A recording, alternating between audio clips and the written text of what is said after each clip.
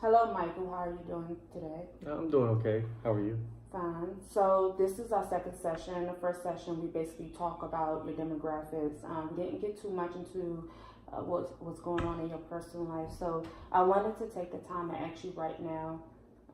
Did you have anything that recently happened in your life that you want to talk about? Yes. So I started a new job recently, and one of the requirements for that job was to pass a certification test, specifically an AWS Cloud Architect. I did not pass it, and I got kind of worried, and I was a little bit upset. I studied really hard for it. I thought I was prepared, and I just didn't pass. Okay. So you're basically telling me that you're at this job that requires you to take a certification for this, and upon you studying, you did not pass the test. So that's bringing is it giving you a lot of frustration and worry? Yes, I was very frustrated when I saw that I failed. Like I said, I thought I was prepared for it, and I thought I was ready. And currently, I am kind of worried about my job, being that I have to have the certification for it. It's required. So. Okay. So tell me, since you failed the test, how are you feeling about yourself personally? I'm a little bit unhappy. Been feeling pretty down the past few days. Just really wanted to get that test done and get that certification, and just kind of move on with my job. And now I feel kind of just worried that something bad might happen, or I might lose my position, or I really don't know. It's been really hard. Okay. Have you ever had to take other certifications in the past? Yes, I've taken 2 other certifications, and I passed both of those. I studied really hard for the first one, which was a really hard one. I passed it. I was very happy and excited. The second one was a little bit easier, but still studied really hard for it, and I passed that one also. Okay. So, I hear you saying that though you didn't pass this test, previous times you have passed your other 2 certifications. So, I want you to kind of think about what was going through your mind when you passed the other test and what you did to pass that test, to kind of give you a newer perspective on the situation, though you did not pass, and the steps you took to pass that test, and how you can use that same process to take this test again if you're able to. So what I want to do is talk about our automatic thoughts when we have stresses in our life. And it's called automatic thoughts. And what you're doing with this is you're distinguishing the situations, the moods, and the thoughts. Okay? So that way you can kind of organize what you're feeling, the situation, and it can help you put things in a newer perspective. Okay? So we're going to go over this worksheet right here. All right. So the first column talks about your situation. So we're going to go over this together. All right. So the first column talks about your situation. Is the who, the what, the when, and the where. We're going to talk about your mood. Now, when you talk about your mood, I want you to rate your mood. So sometimes when a person is going through a situation, maybe they're feeling 90% angry, and within that anger, they're feeling a little confused. But your confusion may not be as high as your anger. So maybe you can rate your confusion as, let's just say, 50%. The next column talks about your automatic thoughts, which is basically what this whole worksheet is about. And your automatic thoughts is what immediately popped up in your head when you failed your test. Okay, so any thoughts that you may have had. And when you talk about those thoughts, we're going to then go over what was the hottest thought, meaning what was the thought that stuck out the most to you. All right. The next column talks about the evidence that support the hot thoughts. So what makes you, what is it, what evidence do you have that led you to think of these automatic thoughts? And then it goes on to talk about evidence that does not support that hot thought. And we can work on that together. And then it talks about coming up with new thoughts. And I would look at this situation as maybe a more rational thought, because sometimes when we're going through situations that bring stress and anxiety, we tend to have irrational thoughts about ourselves and the situation. And then afterwards, we're going to go over those moods again, and we're going to rate how you're feeling after we've been through the process. So do you kind of understand what we're about to do? Yes. Okay. So let's start with column number 1. So your situation. You tell me it was. So it was me. It was on May 24th, 2019, in Queens Creek, Arizona, at a testing facility for the AWS Certified Solutions Architect Associates exam. Okay. And my mood at the time. Before you go to the mood, let's stick with the first column in the situation. So what happened? So this is what the situation is about, is not the fact that you took the test, but also what happened. Okay, so I failed the certification test. You failed the certification test? Yes. Okay.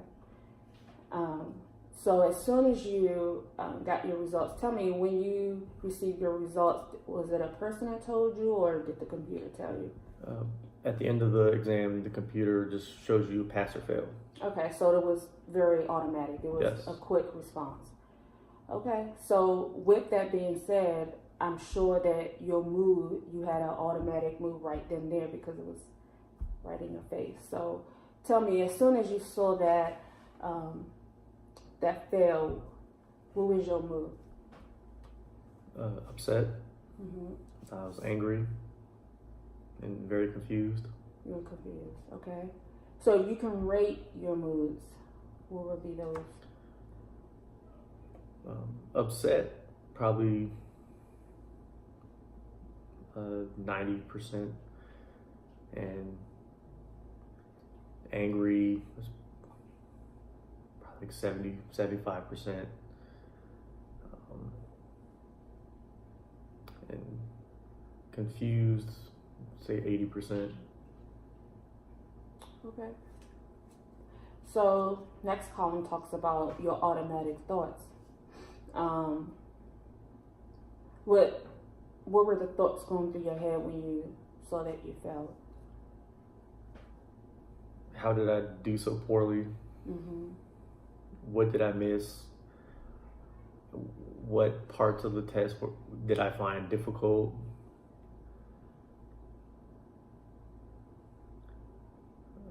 What's going to happen next with my job? How are my coworkers going to see me when I explain to them that I failed? Okay. And those type of thoughts are very normal and understanding, especially after taking a test that you assumed that you were going to pass and you didn't. So I can definitely understand that. So the next column talks about your the evidence to support the hot thought. So what is it? Let's choose, out of all those thoughts, we're going to choose maybe one or two that really stood out of all your thoughts. And I want you to tell me what evidence support that thought. Like, what is it about your situation that you feel like can cause those automatic thoughts? How did I do so poorly? I mean, seeing that I failed the test, definitely gave me that thought. Okay. So does you failing the test and how could I do so poorly make you feel like you're a failure now at what you do? Yes. Okay. So evidence that does not support your hot thought, meaning if you consider yourself or see yourself as a failure because you failed this one test, what is something you can think of that kind of can make you think otherwise? So I give you an example. For instance, earlier you told me that there were 2 previous certifications that you had to take, and you studied and you passed, therefore making you not a failure at what you do. Is there any other things that could kind of not support what you just, you being a failure? Yes, my experience passing other exams does help. I know that I can study hard and pass the exam. And also, I only failed by a few points, so I know that what areas I need to work on to get a higher score next time.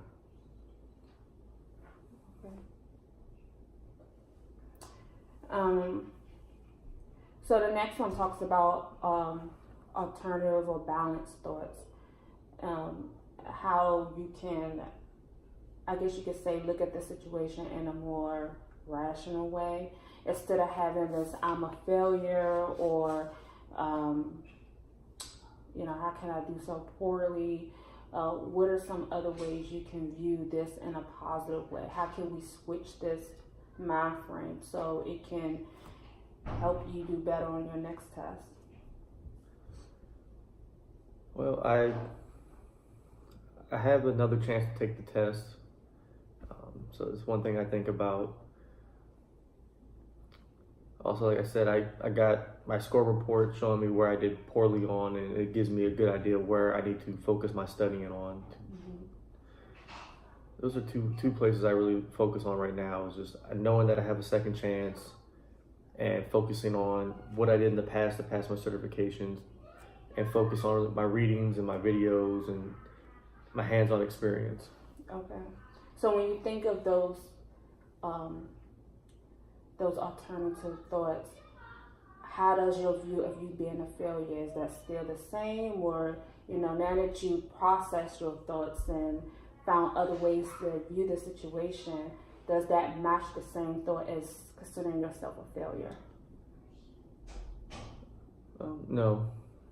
I feel like I just had a minor setback, and going forward I can definitely succeed, and not thinking of myself as a failure, but just moving in the right direction. Okay, great. I think those are healthy ways of thinking or viewing your situation, because we never want to belittle ourselves when we have challenges in life, or when things don't go exactly our way. Instead, we can look at how we can do better. And I'm a firm believer that sometimes challenges in life is a way of teaching us what we need to do to be a better person or to do better in certain situations. So I applaud you on that. So the last one is rating our mood. So now that we've been through these the 6 columns, the 7th column talks about re-rating our mood.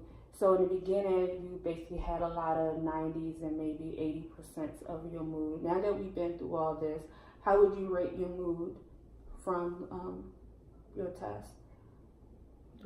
Using the same ones as I say, being angry is at 0% now. I'm not really angry about it. Upset, I would say 50%. It's still upset that I failed the first time, but I'm ready to take it again. Okay. Confused, let's say 20%. Still just a little bit confused on how poorly I did and on where I kind of messed up at. But at this point, I feel a little bit more confident going forward. Okay. And do you have any new moves that you would like to talk about, since we discussing the 7 columns? Feel a little bit anxious. Okay. I'm ready to take the test again. I'm a little bit nervous. Okay. For the second time around. Those are pretty much the 2. And how would you rate those percentage-wise? Nervous, 70%. Anxious, maybe about 50%. Okay. Well, I'm glad I was able to help you process your thought pattern and help you get through the irrational thoughts that you have about this test. I'm hoping that you feel a little more confident in going through this, though I know you say you were nervous, but sometimes processing your thoughts can help you feel a little more confident when trying to attack the same situation again. So thank you for coming in, and when you go out, just make another appointment. Okay, thank you.